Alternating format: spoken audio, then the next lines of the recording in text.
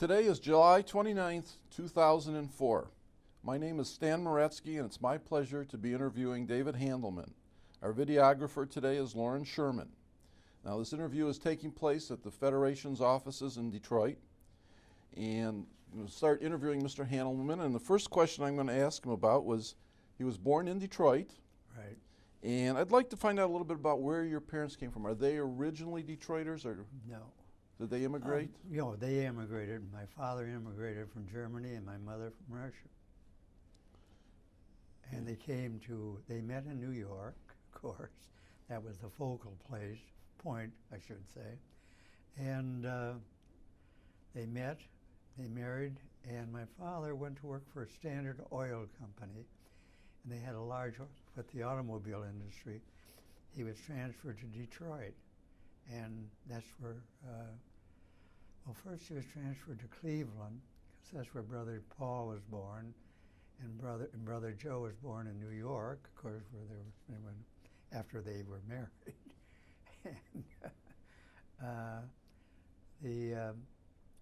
And then they came to Detroit.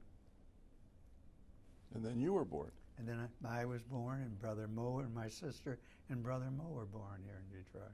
You were born in 1915. 1914. 14. Yeah. Okay. Now I'll be 90 years old in November. Great age. And you have so much hair, it's amazing. Well, can't help it. Tell me, when you were born in Detroit, where did you live at?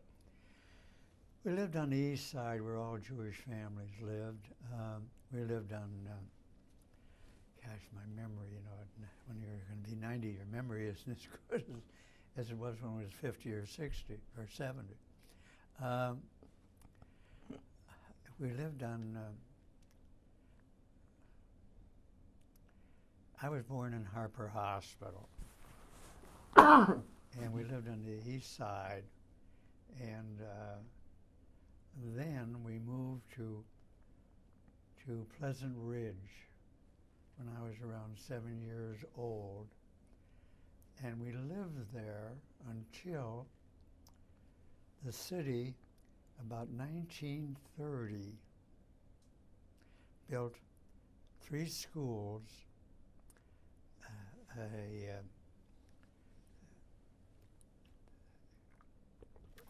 on the west side on Linwood near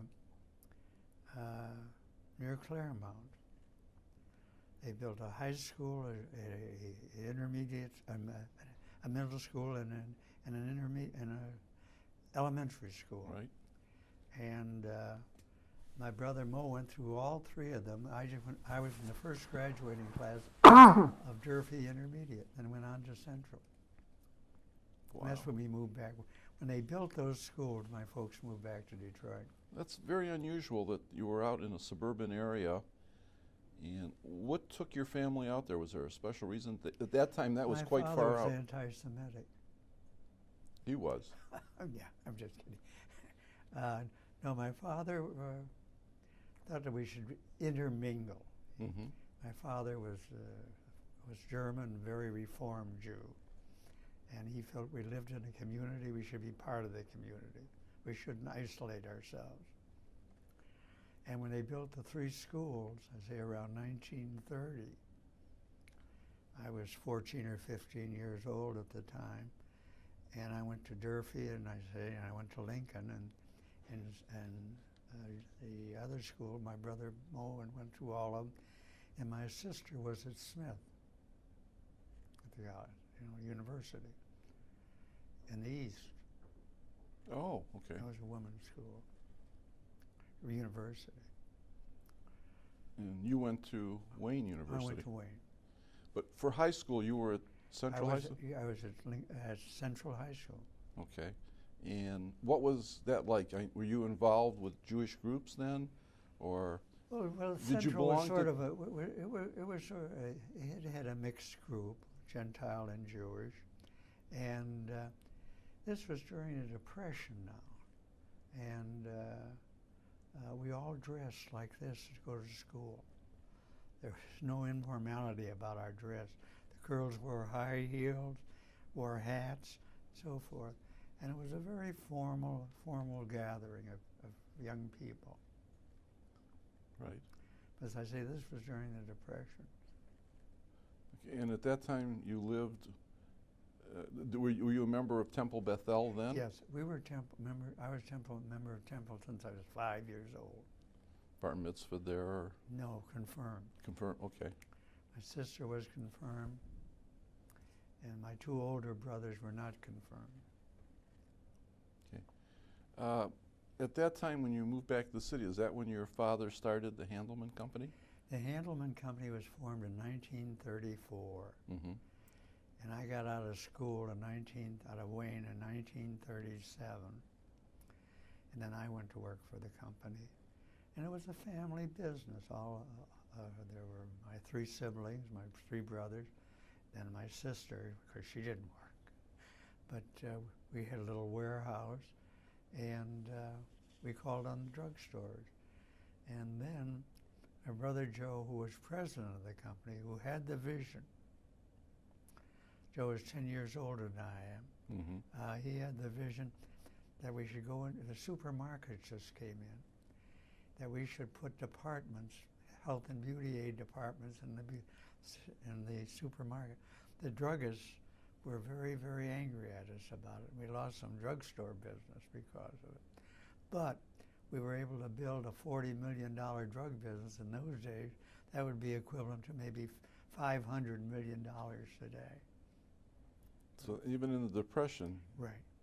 As this got and started, we had branches in Cleveland and Flint, Chicago, Los Angeles, and so forth.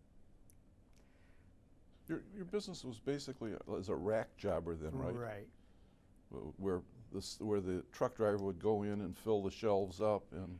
No, what we would do is we would deliver the merchandise to the store, Mm-hmm. and the salesperson would take care of the filling, seeing that it was taken care of. Okay. Were you a salesman with the company, or? Yeah, I always liked selling and merchandising, and that's what built our company. It was an entrepreneurial company, and I loved sales. I was not a buyer or anything else. I loved calling on customers. Was your family active in the Jewish community at that time? Were you active? No, when I was 21, 22 years old. No. We were Reformed Jews, and but you were I affiliated. really didn't get involved until after I got married. When I was 25, my wife Marian and I. Marian was more active in the Jewish community than I was, Mm-hmm. and that really started my Jewish history with the community. When you were in high school, were you involved with like AZA or No. anything like that? You were just No. kind of a happy, carefree kid. That's right. And And my friends were Gentile. who were some of your friends then? Are they who are active in the community, or do you have any of the friends from those days? Well, from high school, Marvin Danto, I knew Marvin Danto all those years, and we're still very good friends. But you must understand that I'm going to be 90 years old. Most of my peers are gone. I understand. And so there aren't many of us left. Is Irwin Green? I don't know if you know him. Yes. But Irwin Green was in town a few months ago, and we had lunch together. And he said, David, he says, there's only 4 of us left, you and me, you and I should say, you and I and Max Fisher and Sam Frankel. Of the old Yeah, the old group. Yeah, well, you know, we go back with Max over 50 years, and Max had set a peer group, and that's really the foundation of our UJA experience, was for Max. How did you first meet him? Oh, God, I don't remember. But I've known Max a long time. And he got you involved with Oh yeah, the community? Max led the Jewish. He had a peer group around him, and led the community. Okay. Were your brothers or your sister, any of them active in the Jewish community, or? Well, Brother Paul was. Brother Joe, the oldest one, was not. My sister was really not active. She graduated from Smith University, and then she went on. She moved to Chicago, and she was a writer. She was really a journalist, and she was a very beautiful woman. She was a girl she was one of the Colgate girls. Oh, really? Yeah, she was a beautiful girl, young woman. And she spent the rest of her life in Chicago. She married a Chicago fellow, and that's where they lived. Very interesting. It's very unusual for Jewish women to have gotten involved in modeling and doing things of that kind. Well, she was a stunning looking gal, and very bright. You know, as I told you, she went to Smith, which is a very, very wonderful Bachelor of Arts school. Mm-hmm. What was the first Jewish group you got involved with actively? When you say actively, what do you mean by that? Where you started becoming a chairperson of committees, and you really started to... Well, when Marian and I got married a few years later on, well, I really didn't become active. I was very busy with our company. And at the time, it was during the Depression. I got married in '41. We were just coming out of the Depression and going into World War II. And my two brothers went into service. And when my turn came up, the fellow in charge of the board says, "You have two brothers in the service, two in a family are enough." And it seemed that Abraham Lincoln had set that protocol. It says two in any family are enough. And this draft board chairman said two in a family is enough. So I stayed home with my oldest brother, Joe, who was too old to be part of the Army, and we took care of the business. So when the boys came back 5 years later, they were both sent to the Middle East. Mo and Paul were in the Air Corps, and they were in Iran and Iraq. In the Air Corps? In Saudi Arabia, yeah. Very interesting. And they used to help what they did was fly supplies to the western part of the country, of Europe, where the boys were fighting. Were they involved or helping Israel after Israel started after the war? Or? No. Okay. But although Mo used to take his furloughs in Tel Aviv from Saudi Arabia and in Iran. That was very early days. Yeah, and he used to go with a very lovely Jewish woman there that he never married, but that's where he used to fly in for relaxation. Interesting.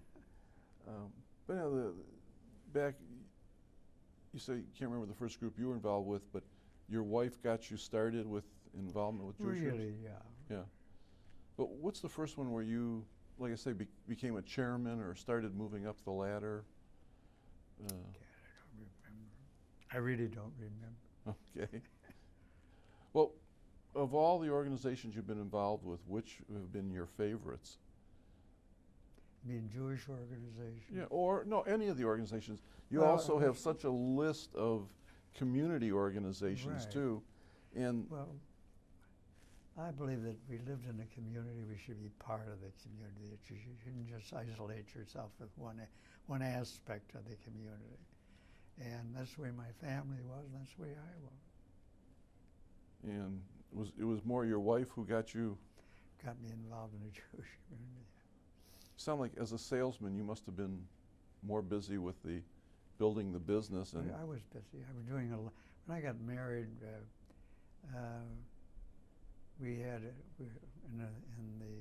Got married in 41.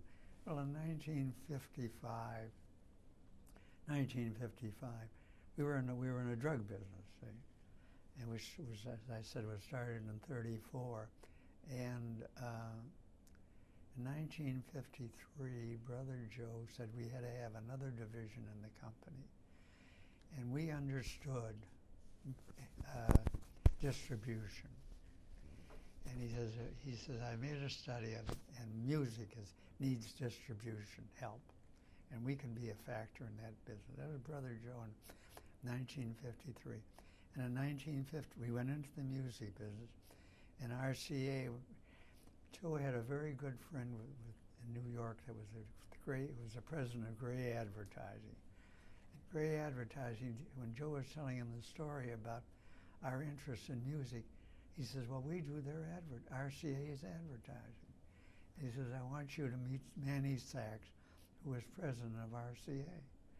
And a few weeks later, a whole entourage and limousines drove up in front of our warehouse, our office, and said they wanted us to be a distributor for music. That's how it started. Well, that's quite an intelligent and timely position And to take. in 1960, we sold off our drug business and concentrated on the music business. And I took over the music end of our business in 1956. And 1960, as I say, we went out of the drug business, and we kept developing our music business. And in the 70s and 80s, we were able to build $1.3 billion business. And that made the family rich. Yes. Yeah. We were well-to-do, but I say, and our children, the benefactors, none of them work. Well, you have 2 children. Yeah, I have 3 children. I have 2 children. I have a boy and a girl. My son was just 59. My daughter, we adopted Judy. Because Marian, when she was after Alan was born, had to have a hysterectomy. And Marian knew that I wanted more children. We planned to have 3 children. And I said, don't worry about it, sweetheart. We'll adopt a little girl. And we got a hold of the social agency, and they took me to a nursing home. And there was this little girl, that was just about a month old, with a head full of beautiful black hair. And I said, this is for us. And then we had in touch with the social worker. We adopted Judy. She came to live with us a couple of months later. That's great. Yeah. She's a wonderful girl. Wow. And neither of your She children... developed our genes. But neither of your children are involved with the business? No. Well, I just have a son. My brother Paul has 3 children, 2 boys. There's no family in the business at all. It's all managerial today. Mm-hmm. I still have my office at headquarters, but that's all. Yeah. Are you still on the board of directors or chairman of the board or anything? No, I resigned when I got to be 82. I went off the board, and it's for younger people, Especially the music business, which is so volatile.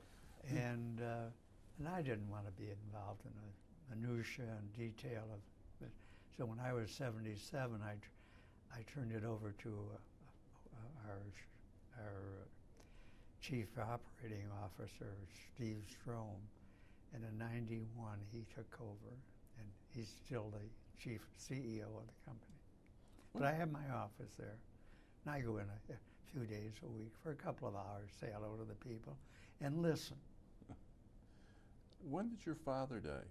My father died in 1963. My mother died in '66.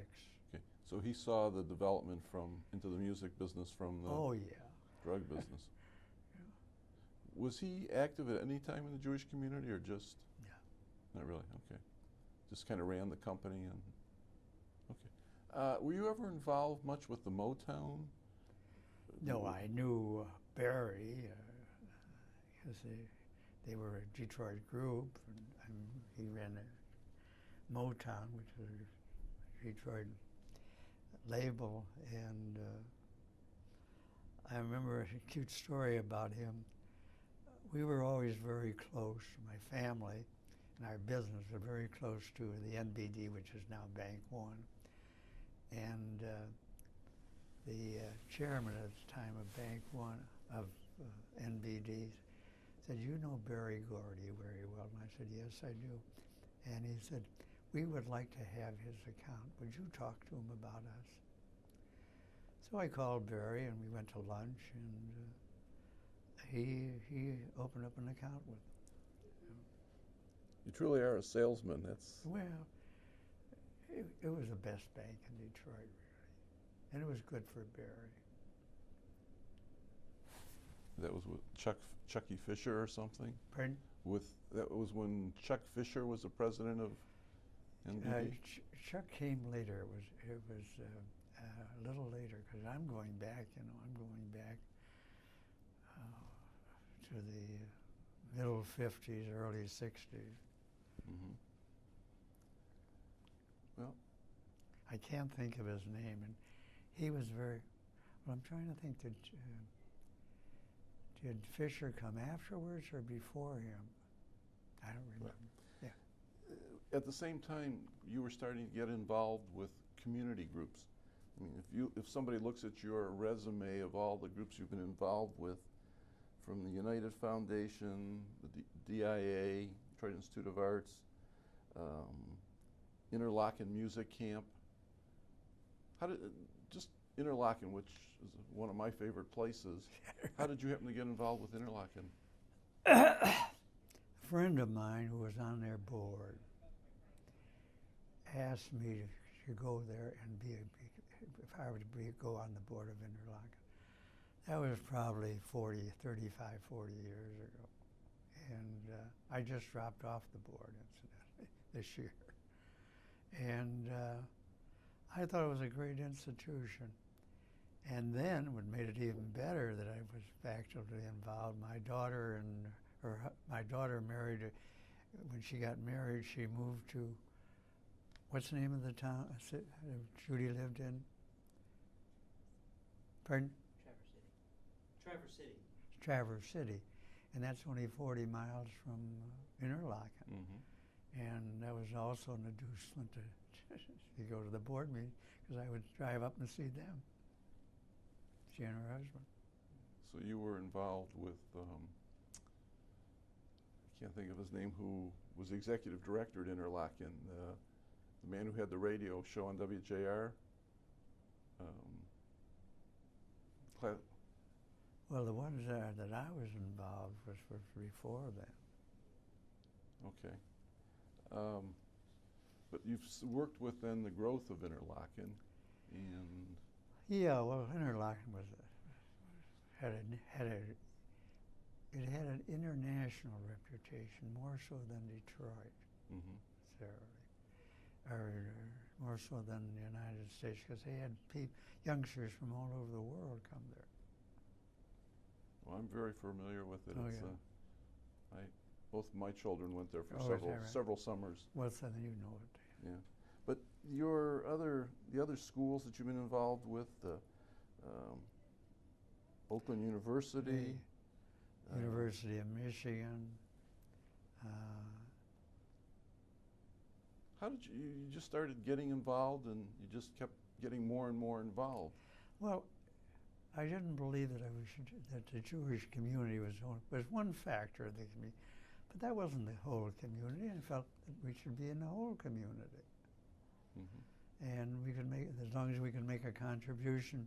And fortunately, it gets back. We had the resources, and that helped. Right. It's just getting yourself, money speaks. But you also have to enjoy these things. Oh, yes. And I did them because I enjoyed them. yeah, and your And I wife. felt that was the right thing to do, that we shouldn't just isolate ourselves. Well, when you're growing a big company and you're involved with the community, That's right. one builds off of the other. Right, absolutely.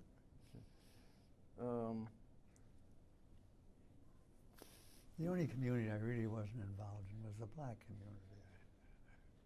Not that I'm not a racist, but there was, outside of a few black friends that I met at school, that's about all. Mm-hmm. I was never involved in any of their, I believed in, that they should be treated as equal citizens. Did I leave anything out, Charlene? Huh?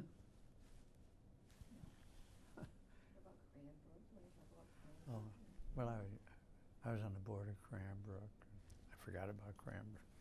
Well, I'm still on the board of Cranbrook. just to help jog your memory, Yeah. you've been involved with the UJA drives, and you were Yeah. chairman. And 30 and 77 or something. Because I just happened to see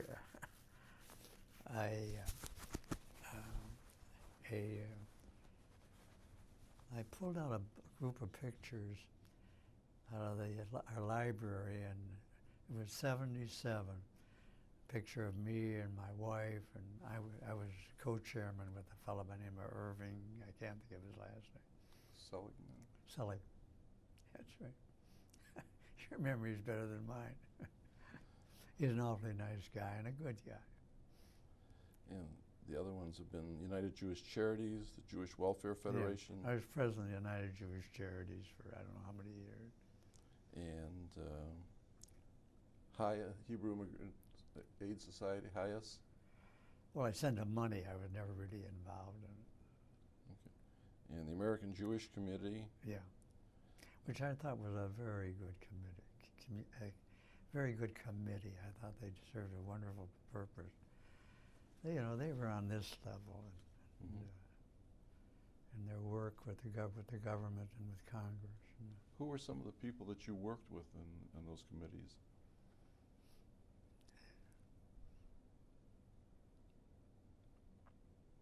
I can't remember their names. I'm sorry. As I started to say, then you got involved with the United Foundation of Detroit. Yeah, On the board of directors of that. Pardon? You were on the board of directors of that, right? For a long time. And Detroit Institute of Arts, was that more your wife or was that your interest? I'm trying to think how that started.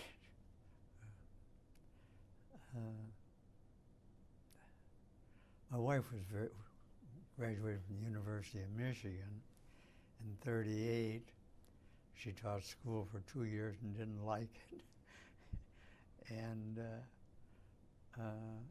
she was very active and then we got married a year later, or whatever it was. She was 24 and I was 25, and she had the time and the interest, and she became very much involved, and I went along with her. It so often happens with Yeah, husbands and right, wives. right. And let's see, the other one's one of my favorites, the Michigan Thanksgiving Parade Foundation. Oh yeah, we started that with Paul Borman. We started that, and then I dropped out of it. I don't know why, but Paul Borman and I were very much involved. Were you one of the clowns? No, you could be a clown for $1,000, and I gave him $2,000, so I wouldn't have to be a clown. And you mentioned before you were born at Harper Hospital, and you were one of the trustees for Harper Grace. Yes, right. I was on that board. Yeah. And I saw in one of the articles that I read about you, you were good friends with Leonard Simons. Oh yes. Yeah, Leonard was quite a guy. Mm-hmm. A wonderful guy. What did he get you involved in? Well, Leonard was the sort of person that I wanted to be. He was really a role model. and so was Max, that it wasn't only the Jewish segment, it was the general community. And that's the way Leonard was. Wonderful guy. What? And what he did, you know, you know, they tell us, some of the people tell the story about Max. For every $1 Max gives, he gets 5 back. Leonard was not like that. You know what I mean? You know, Leonard was a wonderful giving person. Oh, yeah. Leonard did it because he really believed in it. Did he handle your advertising also? No. We did, I was not involved in the advertising end of our business. I was involved in sales. But most of our, the monies that we had, we gave to the stores directly to the, like if we were doing business with Walmart, we gave them the money that we had for advertising. So we really didn't use it. We didn't make the ads, or they made them up. Okay. What other groups did Leonard beat you up the work into? He was one who just pulled people in incredibly well. Right. Well, I think that overall that Leonard would take me to meetings with him, and I would go, I would go with him to meetings, and realize that Leonard was right, that you lived in a community, you had to be part of the community. Wonderful guy. Yeah, he influenced an awful lot of people. That's right. Yeah. Were you involved with when he started Sinai Hospital, or one of the founders of Sinai Hospital? No, I was not.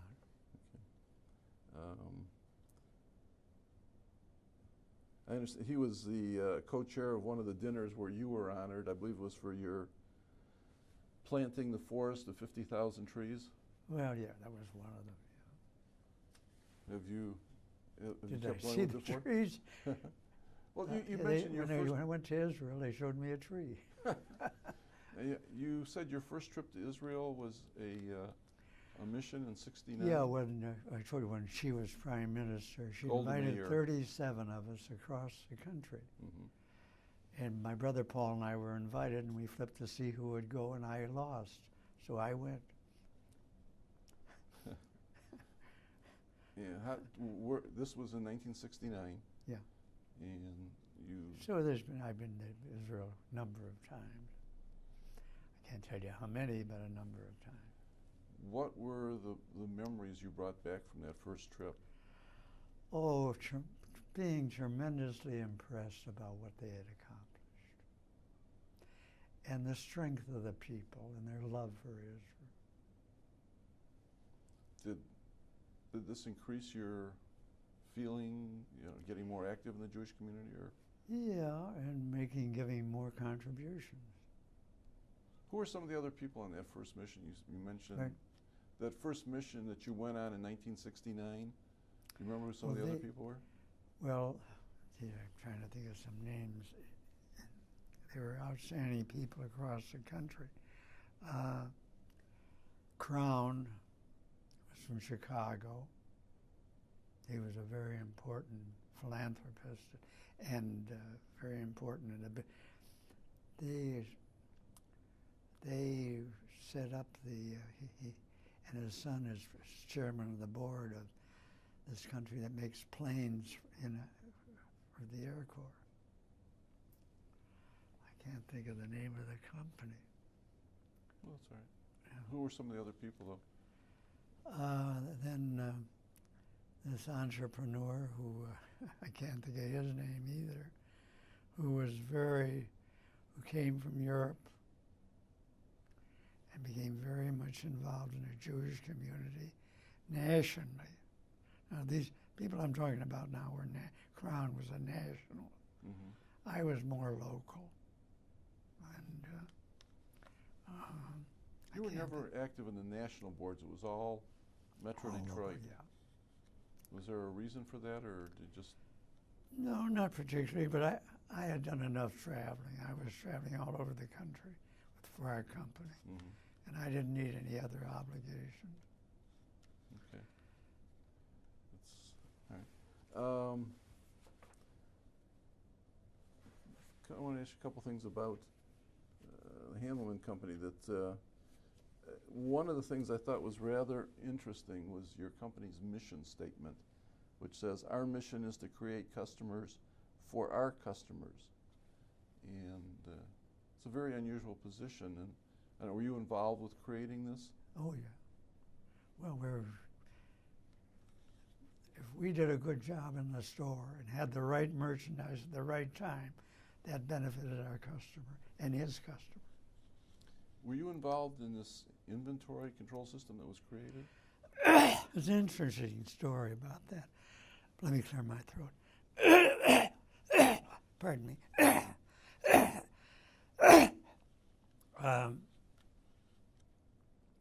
I'm trying to think of the year it was. I heard about a company on the West Coast had a program called RIMS, Retail Inventory Management System. I heard about the system and I flew out to California, and they had an operation there.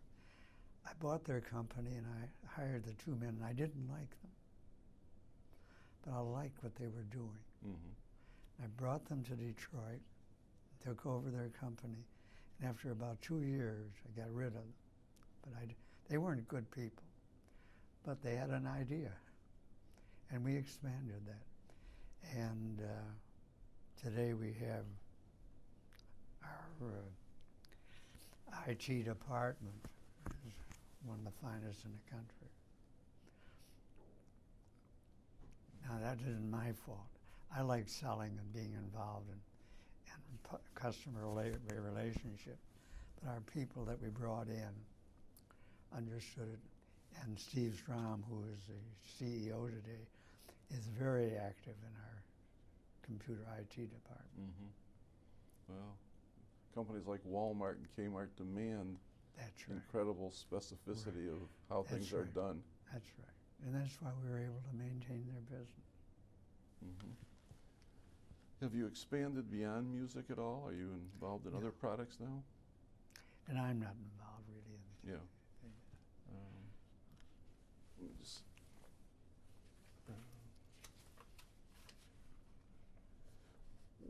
one of the interesting articles that I came across that you were involved with was in the Judaic treasures that were exhibited at the Detroit Institute of Arts back in, I think it was 1985. Might that have been more your wife's activity with the? Yeah. Reason I asked that was one of the first programs that I ran for the Jewish Historical Society was at that Precious Legacy exhibit. Yeah, I remember And it really was a beautiful program. that. Right. And from what I understand, I guess it was more your wife that. That's right. What were her favorite involvements? Well, Marian, as I say, graduated from the University of Michigan, got her Bachelor of Arts degree in '38, and she loved the art museum. Her second major was art history, and so consequently she got me involved. And Marian would spend an awful lot of time there. She had her own room, room that she would be in charge of. Oh, as a docent? As a docent. And she would sit in a room and tell the people about the art as they wandered into the room. And she did this all the time. Interesting. Well, and my wife, my present wife, Charlene, is also a docent at the Art Museum and does the same thing. Is that right, Charlene?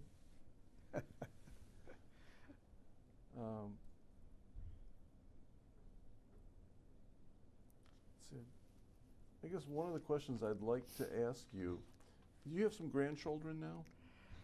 No, we don't have any grandchildren, unfortunately. Our children don't have any children. Okay. And there's no prospect of having it.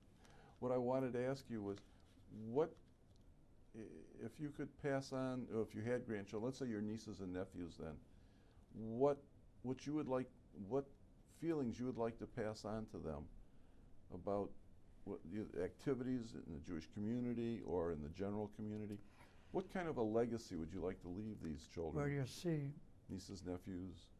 These children, they're the children of my brothers and so forth, and my sister. When I got out of school, there was one thing you had to do was go to work. These children don't work. They're all wealthy. And our music company, and I ran the music company, made the family rich. And they're the beneficiaries of it. Are you involved with any of the charities now, or any of the organizations? Yes, I still, not as much as I used to be. I'm still on the executive committee of the Jewish Federation. I just went off the board of we were just talking about it before, of the art. DIA, Detroit Institute of Arts? Or you, Interlochen? Interlochen. And I'm still on the executive committee of the DIA. But as I say, I'm going to be 90 years old in November. I shouldn't be on these boards anymore. I should make room for younger people. And they can be more active in it. I won't go to a meeting if it's at 8 o'clock in the morning anymore. And there are a lot of them, 8 to 10, you know, which is understandable. Yeah. But I won't go to them. I don't want to get out of bed. Well, I think your role has to be now as a mentor to help other people get involved with things. You mustn't forget that, as I say, I'm going to be 90 years of age, and my acquaintanceship with young people, doesn't really exist. I don't know any people. I don't go with people that are 40, 50 years old, 30 years old. Admire them, but and envy them, but because I'd like to be 50 again. Me too. Well, I guess what kind of words would you like to say to these people the younger ones who you kind of admire today, who are coming up into the community? What kind of words? As long as they have the interest I think that you should be involved in their community and their country.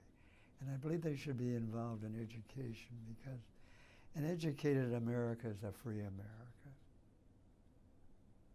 And education to me is the most important thing that you can offer a child, a young person. Mm-hmm. Are you involved with any political groups? No, I'm an independent. I vote for the man, not the party. And I will not give money to a party. I'll give money to an individual, but not to a party. Interesting. Okay. You good? How are we on time? About 2 minutes left. Okay. Are there any, let me ask you, if there are any other groups that you felt strongly about as you were growing up, or that kind of piqued your interest, that were important to you in some way or another? Like professional organizations? No. You weren't involved with those through the company or anything? That's right. Well, that wasn't my interest, really. Your really interest was selling the product and... I liked people, and I enjoyed merchandising and sales. That's what I enjoyed. The minutiae I left to other people. But that's what helped build our business. And my brother Joe was a wonderful visionary, and we had 16 branches. When Kmart came along in 1960, they opened their first Kmart store. Harry Cunningham and I were very good friends because we did business with the Kresge Company. And he would tell me where they were going to open up branches, open up stores. It's like, take for instance, in Houston, they would tell me we're going to open up 30 stores in Houston. Well, I'd fly to Houston and talk to the fellow that was in a comparable business of ours, tell him we'd like to buy their company because we were coming into Houston. And we were coming in because Kmart was opening, and we were going to be there. And we're going to be a competitor of yours. Now, we'll buy your company if you understand that. And we ended up having 16 branches across the country on that basis. And we never paid anything for goodwill. We bought their assets. And we ended up with 16 branches. And then and the reason we had all these branches was to get the merchandise to the stores quickly. You took the order on a Monday, you wanted to get it there by Wednesday, and you had to be there. But then the United Parcel came along and the other freight company, you didn't have to, because you could give them the merchandise on a Monday, they would deliver it to you on a Wednesday. So we were able to close these branches and eliminate inventories in 16 branches. Big cost savings. That's right. Big But that was because of the ability of getting merchandise to the store. And that was not our brilliance, it was their brilliance. Right. One of the other things I read about at some point, there was a division where you created music, you created your own records and sold them? No, we never created our. I was smart enough to stay out of that business, that end of it. They wanted me to. Some of the companies, why don't you join us and create? That wasn't our style. We were really interested in distribution. This is where we were good at. Why get into something that you're not good at? Good question. Okay. Well, are there any other comments that you would like to make today, or any other thoughts you'd like to share with us? I told you about how I feel about education. And to be a good citizen, be involved in your community. Okay. Well, thank you very much. We really appreciate your Did I being run here over today. time? No, we're right to the minute, I think, on the tape, so it's perfect. Okay, good. Charlene, you want to say anything? Sure. Okay. All right, I think we're all set then.